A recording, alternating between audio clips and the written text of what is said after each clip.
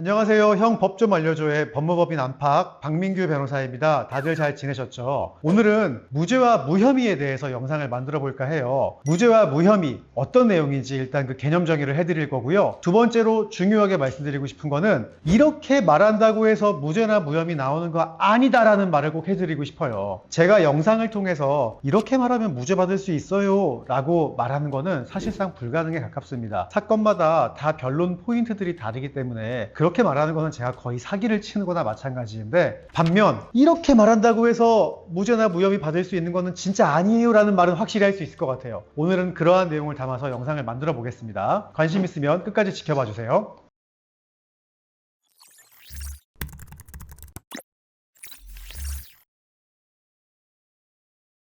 자, 그러면 무죄와 무혐의란 무엇인가? 법률적으로 무죄 판결을 받거나 무혐의 처분을 받는 것은 대표적인 게 그 행위를 입증할 증거가 없는 경우 무혐의 처분이 나오거나 무죄가 나오기도 하고요. 혹은 수사기관의 유죄라고 말하는 그 주장을 논리적으로 반박이 가능한 경우에도 무죄가 나올 수 있습니다. 가령 이런 경우죠. 수사기관에서는 저 피의자가 어떠한 죄를 저질렀는지 정확하게 입증을 할 수 없는 상황인데 자신들의 심증만을 가지고선 그 수사 내용을 조금은 부풀리거나 혹은 없는 사실도 사실인 것처럼 가정해가지고 법원에다가 공소장을 제출하면서 재판을 받게 하는 경우들이 있거든요. 이러한 경우 부풀려진 일부 사실관계들을 논리적으로 반박하고 또 증거가 없다는 점을 소명할 수 있을 때 그 사람이 죄를 저질렀을 수도 있었겠으나 무죄 판결이 나오는 경우들이 종종 있습니다. 따라서 정말 결백해야지만 무죄 판결을 받는 것은 아니고요. 증거가 없다거나 아니면 수사기관의 무리한 수사로 인해서 반박할 내용이 있다고 하는 경우에는 경찰, 검찰 단계에서 불송치, 무혐의 처분을 받거나 법원 단계에서 무죄 판결을 선고받을 수도 있는 것이죠.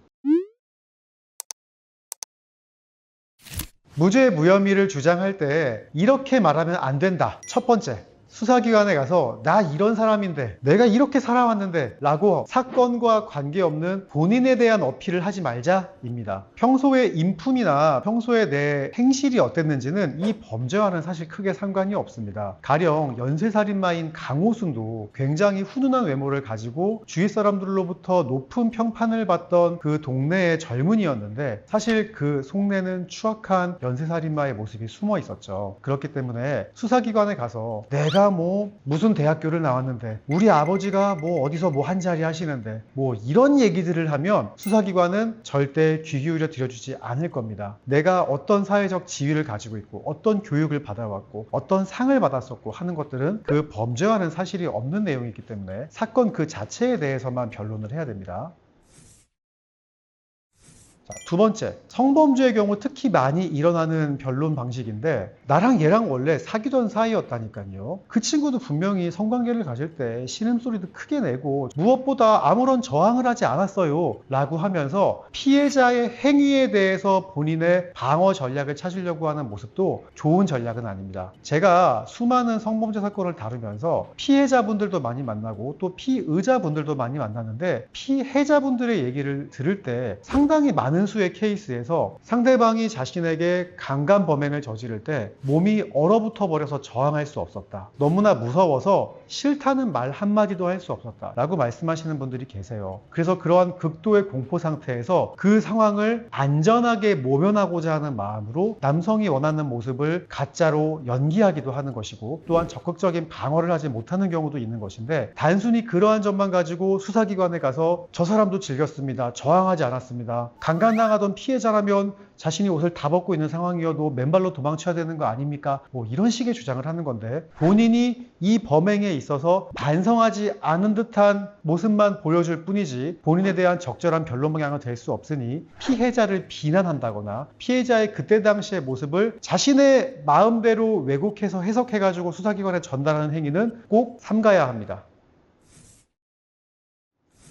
세 번째, 수사기관에 가서 피해자의 카카오톡 프로필이나 인스타그램 피드를 보여주면서 아니 이 사람이 나를 고소한 사람이다. 가령 성범죄 피해자라고 하면서 나를 고소했는데 얘 이거 봐라. 최근에 인스타그램에 어디 일본 여행 간 사진 이렇게 올려놨는데 이렇게 웃고 있는 모습을 보면 이게 성범죄 피해자일 수 있는 것이냐. 어디 친구들끼리 놀러 가가지고 맛있는 거 먹고 샴페인 마시고 와인 마시고 있다고 이렇게 사진 올려놨는데 이게 성범죄 당한 사람이 어떻게 밖에 다닐 수 있느냐. 이거 성범죄 피해 아니다. 나 억울하게 고소당한 거다. 이런 식으로 말씀하시는 분들이 계십니다. 그런데 이도 정말 잘못된 접근 방식이에요. 피해자분들에 따라 가지고는요, 자신의 그 고통을 잊고 트라우마를 극복하기 위해서 오히려 더 열심히 일상생활을 하시는 분들도 계시고, 자신이 행복하다라는 스스로에 대한 마취를 하시는 분들도 굉장히 많이 있거든요. 그렇기 때문에 다양한 피해자들의 다양한 방식의 피해 회복 과정을 자신만의 기준으로 일관되게 판단하면서 이렇게 피해자가 밖에서 웃고 떠들 수 있느냐라는 식으로 접근을 한다면 수사기관에서는 굉장히 안 좋게 생각할 것이고, 피의자가 반성하지 않고 피해자에 대해서 오히려 분노의 마음을 점점 쌓아가고 있구나라는 판단이 들면 구속영장도 신청할 수 있으니 매우 조심해야 됩니다.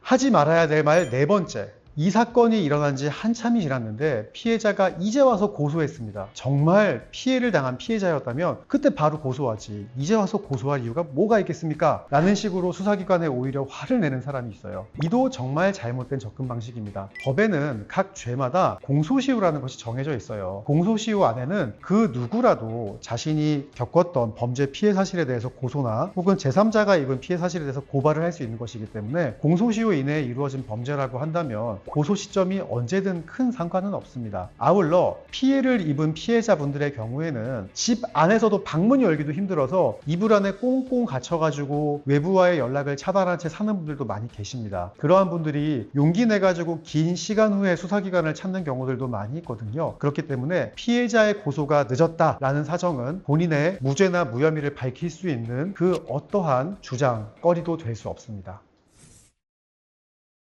다섯 번째, 수사기관에 역정을 오히려 내는 분들이 계십니다. 대표적인 게, 야, 내가 죄를 저질렀다는 증거를 갖고 와. 입증 책임은 검사.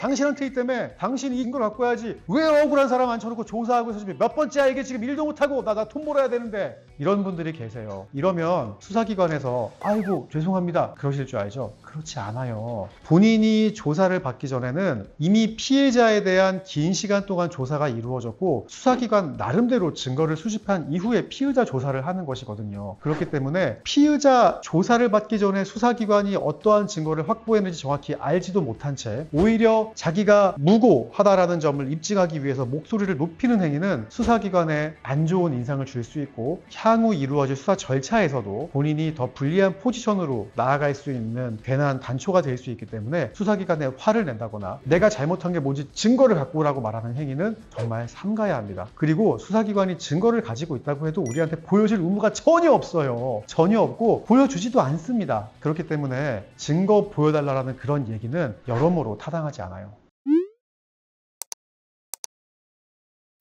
무죄 무혐의를 주장하는 건 정말 쉽지 않습니다.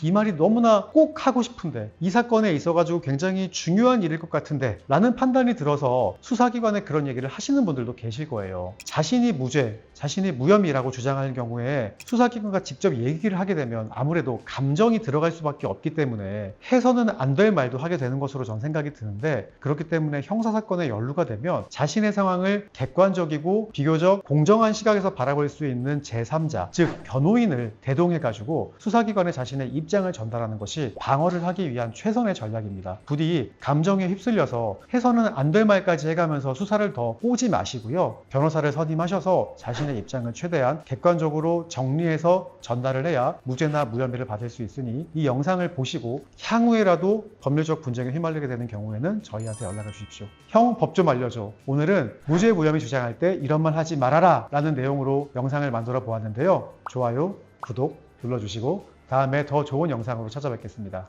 감사합니다.